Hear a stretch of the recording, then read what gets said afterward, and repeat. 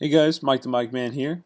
6 days till NBA draft night. It is Friday. There's NBA Finals action done. There's 4 days of baseball. There's some NFL news. There is some NHL news from the Blackhawks. There is some news from just about everywhere. So let's go.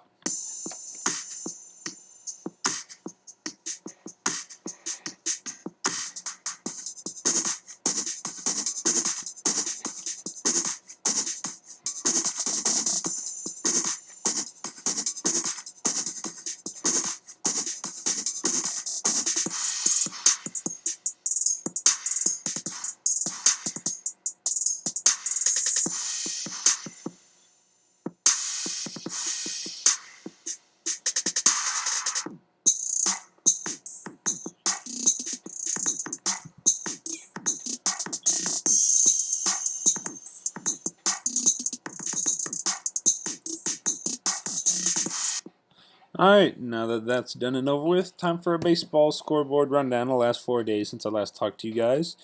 Cubs won 13-2, lost 1-4, won 4-3, lost 4-5. And not tomorrow anymore. It's actually today. Jake Arrieta's pitching against Pittsburgh Pirates against Francisco Liriano. One heck of a story, Liriano. Such a talented kid, just never kind of prospered. Wound up in AAA. Has found a little bit of staying power with the Pirates. Arrieta's ERA is under 2 as he continues to pitch absolutely phenomenally, and really he has since the second half of last season. He is the Cy Young Award winner, I think, even though Clayton Kershaw is once again, well, Clayton Kershaw. But yeah, I think Arrieta's your NL Cy Young if he keeps pitching like he does, and it will be Jake Arrieta Day today. That is a 110 start. Your Chicago White Sox, kind of a microcosm of their entire season. They lost 3-1, they won 10-9, they lost 11-8, and won 5-3. Tomorrow is Jose Quintana Day on the south side in Cleveland. Quintana, it's a story of losing for him this season. He's got an under 500 record, and he really doesn't deserve it. His ERA is sub 3, but he just can't get any run support. And if you look at their last 4 games, they've scored 9 runs, 8 runs, 3 ones, and run 1. And that's not good. You've got to be a consistent offense in today's baseball, basically. The Cubs, they scored 13 runs against the bad Atlanta team. Then they played the Washington Nationals, who are a great team who will probably meet them in the NLCS. Yes, I do think it's finally time for the Nationals to get something done in the National League. Do I think they're going to win the NL? No, I think the Cubs are going to win the NL because that may be the best baseball team I've ever seen. I haven't been around that long, but still. But yeah, Cubs ran into Max Scherzer, who pitched awesome. He was absolutely wonderful. And the Cubs only put up a run on him. Then a couple days ago, they won 4-3. Gio Gonzalez was pretty good, but he wasn't Max Scherzer, and the Cubs got some hits off him. Yesterday they lost 5-4. The bullpen had a mini meltdown. It's all right. That's going to happen. Coming from a White Sox fan, it's going to happen. I'm looking at you, Kansas City. But yeah, there's not much else to say on the baseball front except the Cubs finally faced a amazing team after going on a streak of facing the Phillies and the Braves and a bunch of bad. They get the Pirates next series, and that'll be another good test for the Cubs. I do believe they get Garrett Cole in this series, so that'll be a very interesting matchup to see. Also, Crosstown Cup, Cubs and Sox coming up soon. We are into late June. So, yeah, hopefully Sale and Arrieta actually happens. I would love to see that as a baseball fan. I think Robert Ventura and Joe Madden should actually do that. Hockey news. Blackhawks traded Brian Bickle. Yeah, they finally got rid of that deal after his phenomenal playoff season. They signed him to a 4-year, $12 million contract.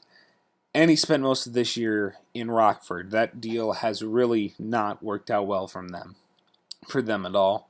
They've had him on that contract for about 3 years. So they got rid of his $3 million, which will really help their cap space, especially since Artem Anisimov was so good this year that he got a gigantic bonus that really hurt the Blackhawks cap space. The Bickle move basically negates the bonus. But they had to give up Teuvo Teravainen to clear up that Bickle contract. They sent Bickle and Teravainen to Carolina for a number 2 pick, a second round pick, excuse me, and a third round pick. That's Carolina Hurricanes. And it's just how it goes. Stan Bowman can't win every single offseason getting amazing player after amazing player that no one knows about until he does, or good prospects for phenomenal Brandon Saad.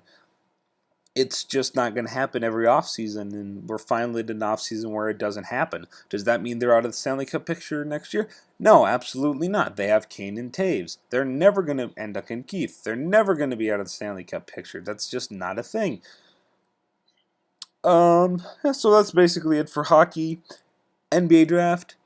Technically, we are now 6 days. It's like 1:30 on a Friday. So we are 6 days until the NBA draft, and I still think the Bulls should take Tyler Ulis.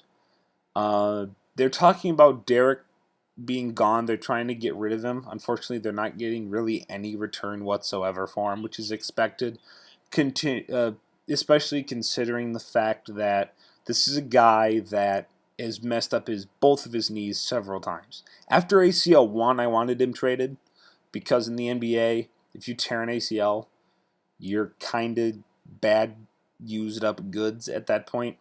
He tore the second one. I said they should have traded him for whatever they could, even a rack of basketballs.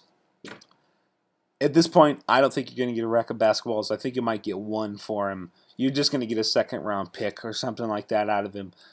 But, and I mentioned this in the past couple episodes, I think they really need to trade Jimmy Butler. And you have to jumpstart a rebuild here sometime very soon, or you're just going to be stuck in nothingness land and mediocrity for a long, long time. I think 14 is the worst pick in the NBA draft. And here's why. If you are 15 and below, you made the playoffs. If you're 13 and above, you didn't. But hey, you didn't get the last lottery pick.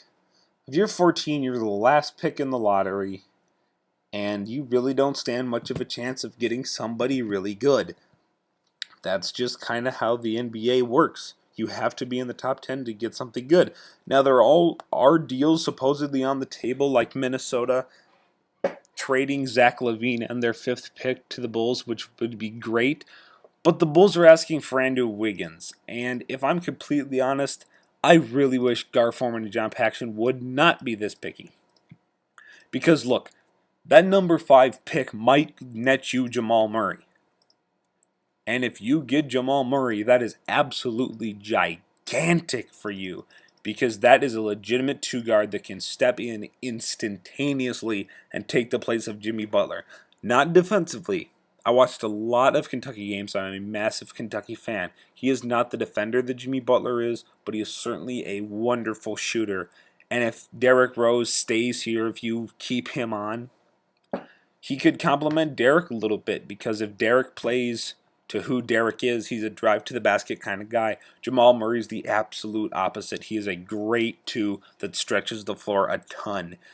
And if you get Jamal, so let's say you get 5. You grab Jamal Murray with the Minnesota pick, and let's say you have Zach LaVine. Okay, good. Now you can bring Murray off your bench or send him to 3 or do something wacky, and you have a really good backcourt.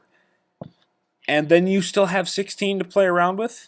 And with 16, I don't know, maybe you go after big man. Maybe Domantas Sabonis is floating around. Maybe, I don't know, just somebody's floating around. It always seems to happen. There's somebody nobody expects, NFL, NBA, whatever. There's always somebody just floating around in the middle of the first round of the draft that somebody steals and turns out to be a nice player. So, 5 and 16 and Zach LaVine, or if you get lucky and strike it rich with Andrew Wiggins, that's great. Will it actually happen? I don't really know, because I don't know if Gar Forman and John Paxson are going to do that deal, or they're just going to squander the opportunity they absolutely have and they need to take. Or, maybe there's something else that we don't know yet. Maybe there's some other deal going on behind closed doors that's even better than this. We can only hope. Some Bears news. They signed a tight end. He's a college free agent. And Danny Trevathan sent out an interesting tweet, talked about the grind starting in the end of rookie minicamp. But he mentioned in the tweet also something about the Bears defense being good. Okay, fine, whatever. Typical player kind of stuff. I don't really read too much into it. I'm sure there's going to be a hubbub about it, or maybe there won't. Who knows? And then in just kind of random news, the UFC might be getting bought. Patriots owner Robert Kraft is apparently spearheading a group that might buy the UFC, and I think that is very interesting considering WWE almost bought them a long time ago, and they didn't.